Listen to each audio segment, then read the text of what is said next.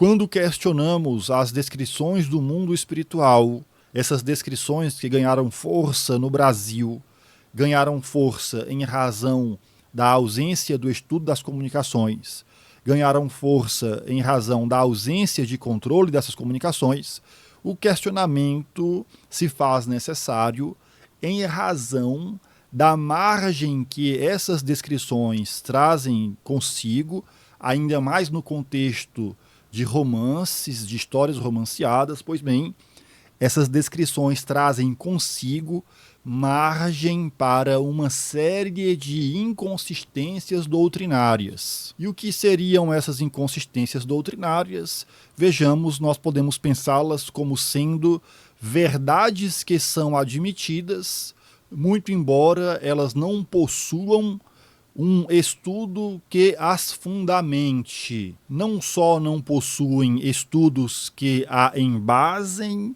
como determinadas ideias que acabam sendo aceitas, elas entram em contradição com estudos anteriormente desenvolvidos por Allan Kardec. E quando fazemos referência aos estudos de Allan Kardec, é porque eles até hoje se apresentam como sendo os mais robustos relativos a esse conhecimento construído. E é claro que esses estudos estão aí disponíveis para serem refutados. A questão é que até hoje eles permanecem de pé em razão da sua robustez. Dito isto, vejamos, feita essa longa introdução relativa ao tema, o professor Luiz Fernando Amaral divulgou recentemente no seu canal do YouTube uma publicação que encontra-se no site Paragem Torres de Luz. Vamos aqui dar uma lida superficialmente nessas descrições que são feitas, porque é um exemplo muito claro do que nós estamos colocando no que diz respeito à crença cega e ao avanço do misticismo em relação à proposta kardeciana, beleza? Vamos aqui pincelar alguns aspectos, especialmente os relativos à existência de órgãos no mundo dos espíritos. Como nós dizíamos, essas descrições, por encontrarem-se no campo místico, elas dão margem para deturpações que entram em contradição com os estudos de Allan Kardec, como nós falamos na nossa longa introdução. Vejamos o que foi divulgado pelo professor Luiz Fernando Amaral em relação às colônias espirituais no Brasil. Deixa eu colocar aqui. Como nós dizíamos, essa é uma publicação que encontra-se no site Paragem Torres de Luz. E aqui tem um mapa do Brasil com a indicação das colônias, etc. Caso vocês queiram ver tudo, ler todas as descrições, eu vou colocar o link aqui na descrição do vídeo. Eu quero aqui pincelar alguns pontos. Há muitas coisas pitorescas, mas o que eu quero destacar são as descrições relativas aos órgãos no perispírito, certo? Como, por exemplo, a gente já lê aqui no início, Colônia Regeneração trabalha com a recuperação de espíritos mutilados no perispírito. Deixa eu avançar aqui. Como eu dizia, há descrições que são bastante curiosas, como essa.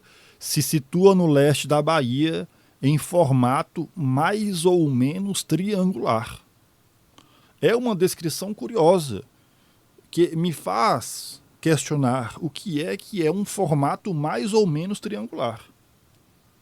Bom, mas isso é algo que já traria, vejamos, esse tipo de abordagem para um campo menos místico, né? Questionar a respeito de algo que foi dito nesses termos.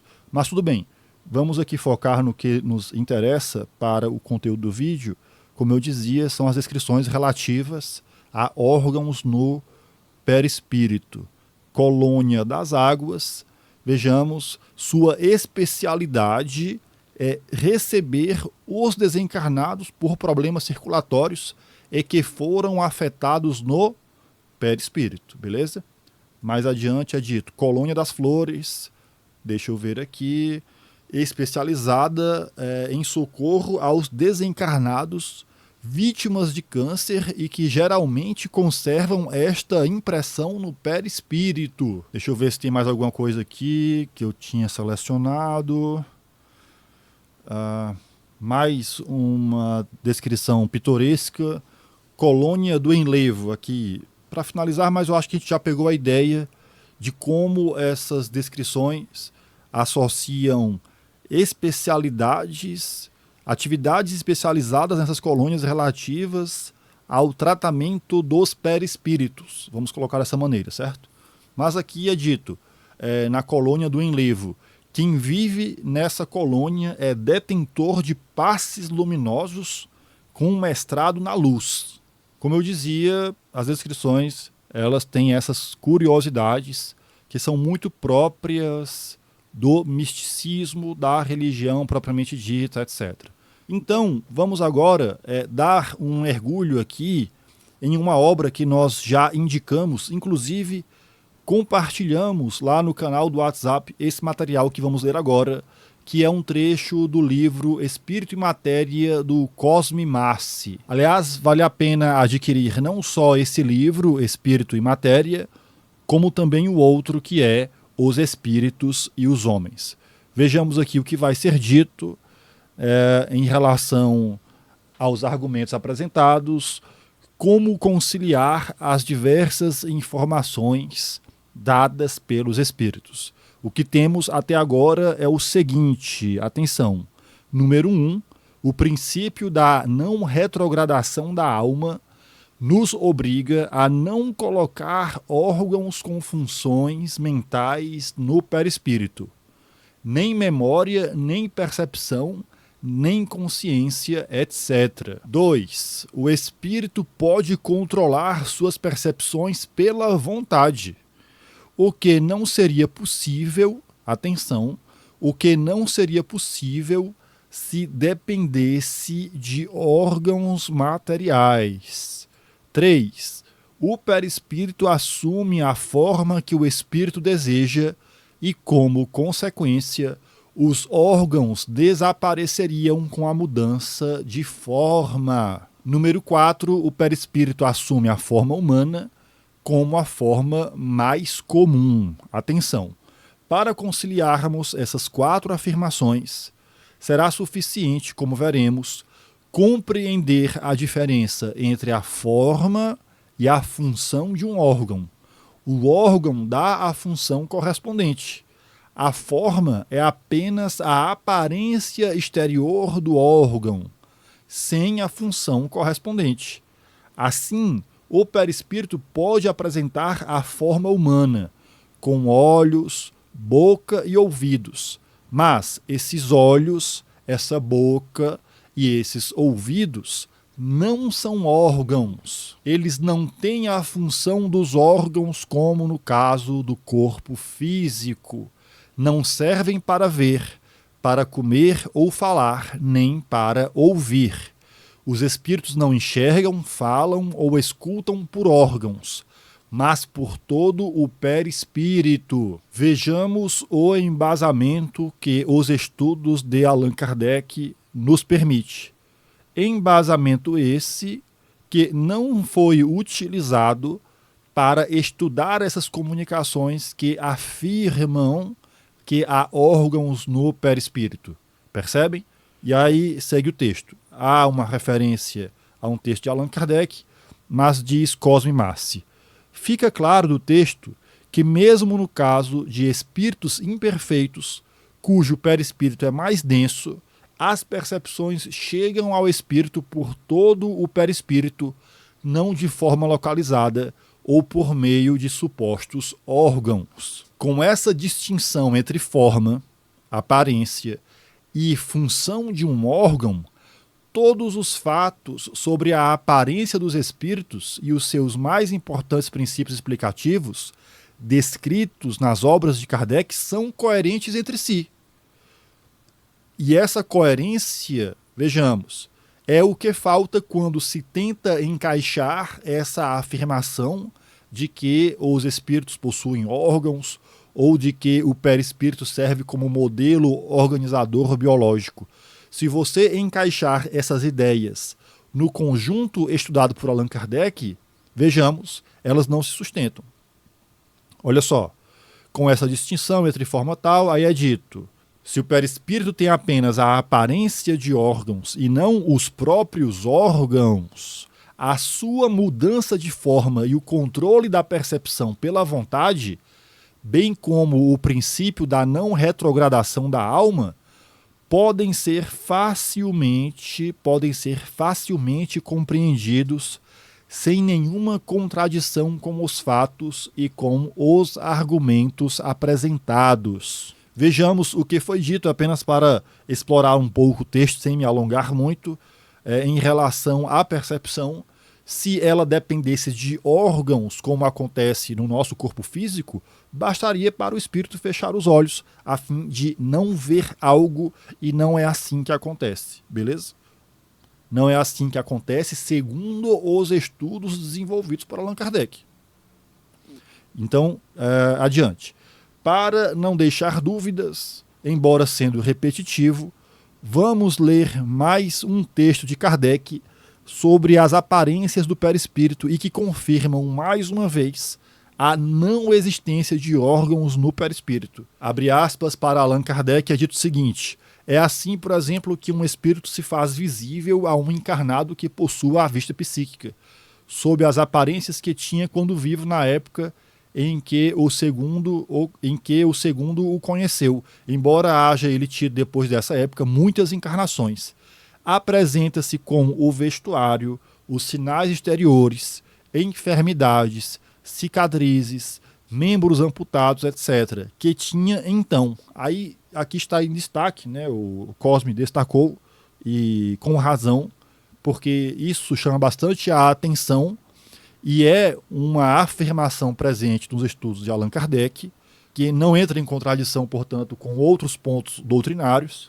É dito: um decapitado se apresentará sem a cabeça.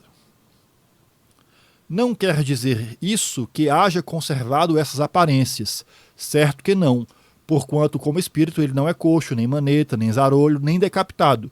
O que se dá é que, retrocedendo o seu pensamento à época em que tinha tais defeitos, seu perispírito lhes toma instantaneamente as aparências que deixam de existir logo que o mesmo pensamento cessa de agir naquele sentido. Se, pois, uma vez ele foi negro e branco de outra, apresentar-se-á como branco ou negro conforme a encarnação a que se refira a sua evocação e a que se transporte o seu pensamento. E aí, para encerrar a nossa leitura, o Cosme coloca: veja que o texto é absolutamente claro e direto. O perispírito assume as aparências que a vontade do espírito determina. Observe com atenção o caso citado por Kardec de um decapitado. Olha só, como ficaria a sua capacidade de pensar e suas percepções se elas dependessem de uma suposta cabeça no perispírito? Vejamos o que está sendo dito aqui, porque o que a gente enxerga a partir dessa avalanche de comunicações que são aceitas cegamente a partir do que vem sendo produzido no Brasil? O indivíduo, por exemplo, ao se suicidar, ele, ou ao ser assassinado, ao ser executado, por algum motivo qualquer, ele afeta o cérebro perispiritual, e aí há toda uma descrição relativa a isso, de maneira, inclusive, que esse órgão danificado ele irá influenciar o corpo na próxima encarnação. Não faltam menções a esse tipo de afirmação bizarra. Seguindo a lógica dessas descrições feitas aqui no Brasil, ora, haveria, e aqui a gente volta ao site que lista uma série de colônias. Seguindo essa lógica, deveria haver uma colônia, vejamos, dedicada, especializada ao socorro de espíritos decapitados. E aí é que vem a questão: como é que esses espíritos pensam? Como é que eles ouvem? Como é que eles enxergam se não tem cabeça? Vejamos que essa afirmação ela é coerente com os estudos de Allan Kardec. Afinal de contas, as percepções, a vontade, a consciência não estão no perispírito, portanto, o fato de não ter cabeça é algo relativo apenas a uma aparência, mas que não tem a ver com funções determinadas relativas a supostos órgãos no perispírito. Então, se Allan Kardec fosse alguém um tanto quanto místico, portanto, não seria Allan Kardec, vejamos, a partir daquela afirmação, ele com muita facilidade, e se tivesse interesse realmente em desenvolver um misticismo, ele iria, por exemplo, já que lhe disseram algumas vezes que se você perguntar para os espíritos sobre a existência do Círculo das Flores, da Cidade dos Eleitos, elas existem, e os espíritos vão dizer, porque basta perguntar. Então ele perguntaria, será que existe uma cidade, um local dedicado ao acolhimento dos espíritos sem cabeça? Isso é algo que a gente poderia ver com muita facilidade ser falado, ser descrito, ser reproduzido a partir dos conteúdos que a gente vê serem publicados aqui no Brasil, o que não faz nenhum sentido. Voltando ao texto, os exemplos de Allan Kardec são inúmeros e se encontram em várias de suas obras. Além dessas descrições, como vimos, as conclusões de Kardec se apoiam não apenas nos fatos relatados pelos espíritos, mas principalmente nos argumentos que apresentamos. Aqui a gente pincelou já a partir daqueles itens que foram colocados para efeito de resumo. É claro que o texto é muito mais completo, por isso a recomendação para que você busque essa obra, porque ela sintetiza muito bem o desenvolvimento dos estudos de Allan Kardec aqui apresentados. Então é dito, aqueles que querem propor o contrário daquilo que Kardec apresenta, a partir dos estudos que fez, vejamos, deverão mostrar onde os argumentos que discutimos estão incorretos. Afinal de contas, continua o texto aqui para encerrar a nossa leitura, é dito, não basta descrever os espíritos com supostos órgãos, pois descrever sem argumentar, contrariamente ao proposto nas obras fundamentais do Espiritismo, não é suficiente como refutação ao pensamento de Kardec. Não é suficiente, vejamos, se o que se quer é o desenvolvimento do Espiritismo seguindo essa orientação. Porque se a proposta for apenas uma religião, ou seja, se a ideia aqui é entrar por um misticismo, vejamos, o Allan Kardec não tem nada a ver com isso e não tem muito o que contribuir se quer entrar pelo misticismo, no qual tudo que os espíritos dizem passa a ser aceito em razão desses espíritos ou dos médiuns pelos quais esses espíritos se comunicam. Isso daí já sai do escopo da proposta de desenvolvimento da doutrina, tal como Allan Kardec a formulou.